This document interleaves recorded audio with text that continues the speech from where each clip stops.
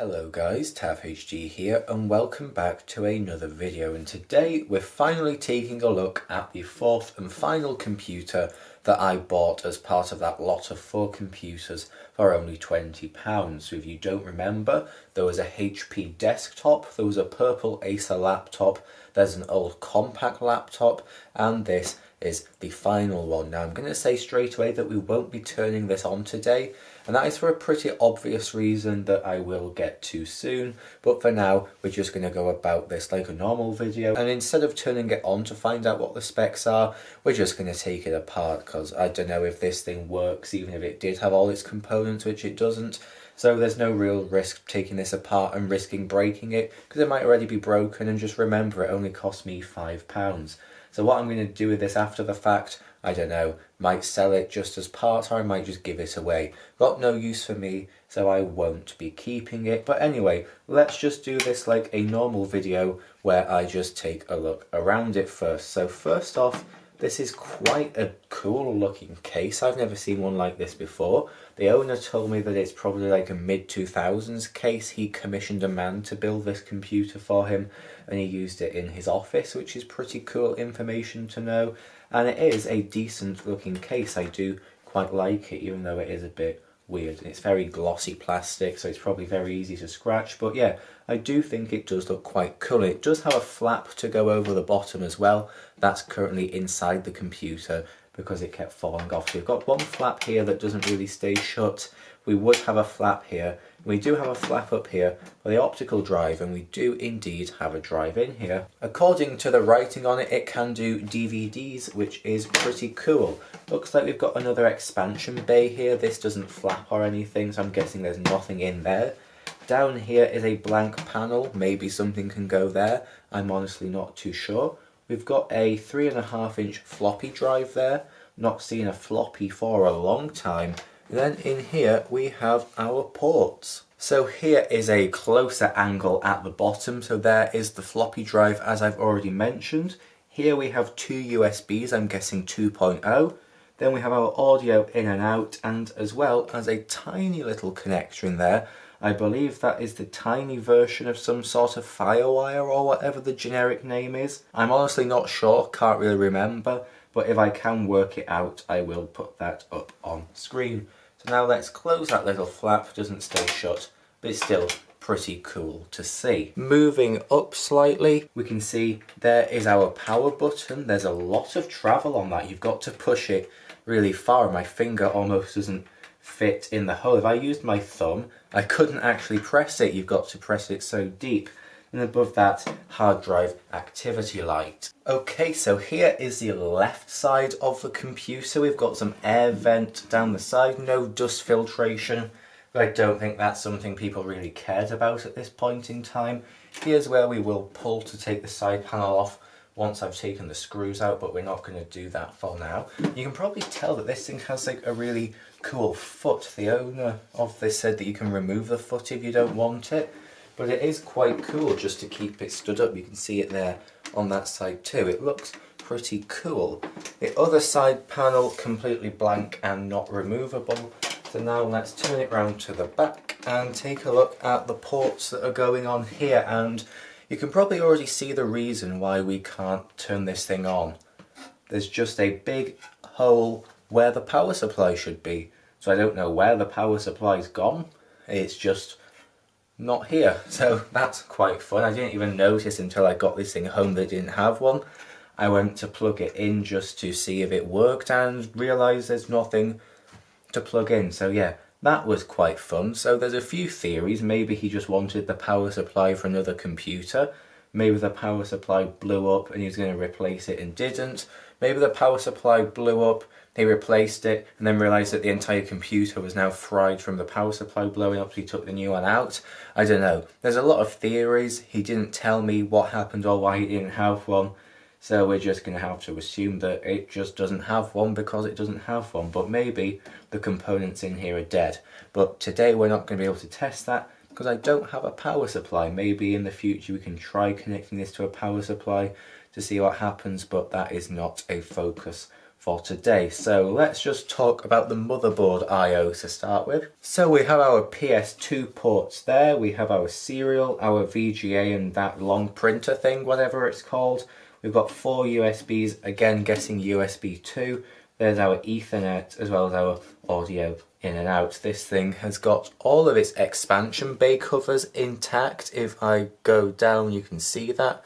So I'm guessing there probably wasn't a graphics card in here and this thing was just running on integrated through the VGA port. Although the top slot cover is different to the second one, which is different to the third.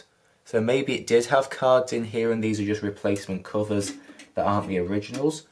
Honestly not too sure, guessing there's no way of knowing. I'm assuming that the CPU in here does probably have integrated graphics, so yeah, it probably would run without a card. But that's pretty much everything there is to see. I doubt there's anything on the bottom, but let's have a look. Nope, nothing down there. So what we can do now is take the side panel off and see what is in here. Okay, I've got my screwdriver. There are 2 screws on the side.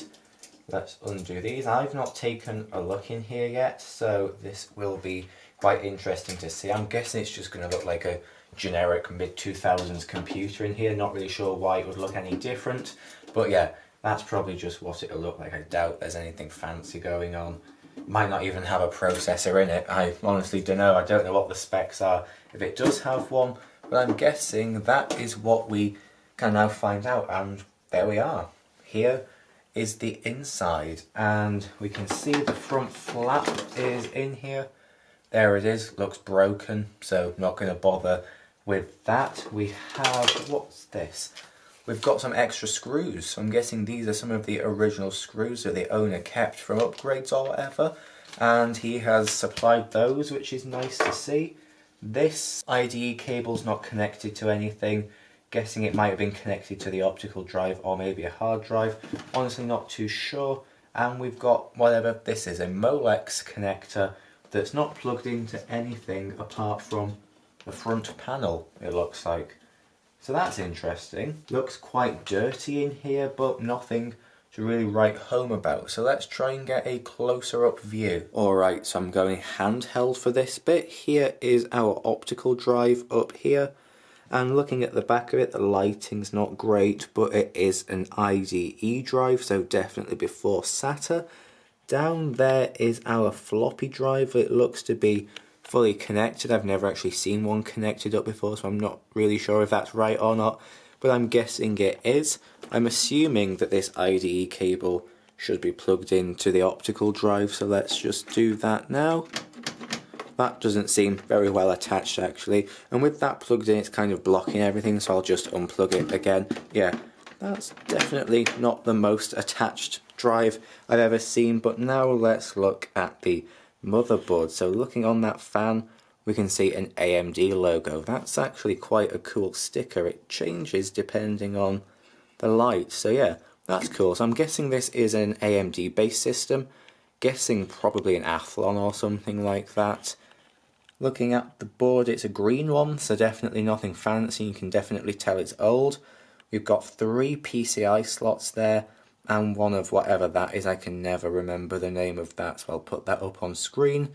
And it looks like we have 2 sticks of RAM, which is the maximum this board can take. So let me take those out, then we can look at what it is. It looks to be Corsair, but let's get a closer look. Alright, so this is cool looking RAM. It is indeed Corsair, and this is from their Platinum series. Both of these sticks are 512 megabytes running at 400 megahertz, and I'm guessing this is DDR2. Taking a look at it, yeah, this is cool stuff. XMS Extreme Memory Speed Platinum series. This is cool. I can probably reuse this in another computer at some point. I've noticed that a lot of the components in here have these stickers on them, so I'm guessing all the parts came from the same place. So yeah, that sticker there specifies 1 gig, so I'm guessing it did originally come with the other stick too, because both of these together would make a 1 gig pair. As you can see, that one says it's 2. And I've noticed on the floppy drive it also has one of those stickers in there that you can hopefully see. Won't really focus, but you should be able to see it. And also the date on this optical drive is 2005, and it's made by Sony, so that's cool. And I've looked, and the date on this drive is also 2005. This is July 2005, and this is June 2005, so this is indeed a sort of mid-2000s computer. And I've just noticed there is a SATA cable hiding behind there, so I'm guessing that went to the hard drive. So this thing does have SATA capabilities, which is good to know. So what I'm going to do now is take the CPU cooler off. It shouldn't be too much hassle, so I'm going to try and do this one-handed. I've not actually removed one of these before, but I'm guessing it's probably not that difficult. That looks to be undone, and yeah, it literally just pulls off, so that's cool. And it looks like the CPU has managed to stay in the socket, which is always good. So there it is. Looks like it didn't get stuck to the thermal paste, but that looks like some pretty crusty paste to me.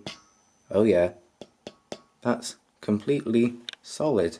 Alright, so here is our first look, and this is a Socket 754 board, and this is indeed an AMD processor. Can't really tell at this angle, but I can see that it does say AMD on it. So let's take it out and look what it is. Alright, this might be difficult to see, but this is an AMD Sempron, and the year on this is copyright 2001.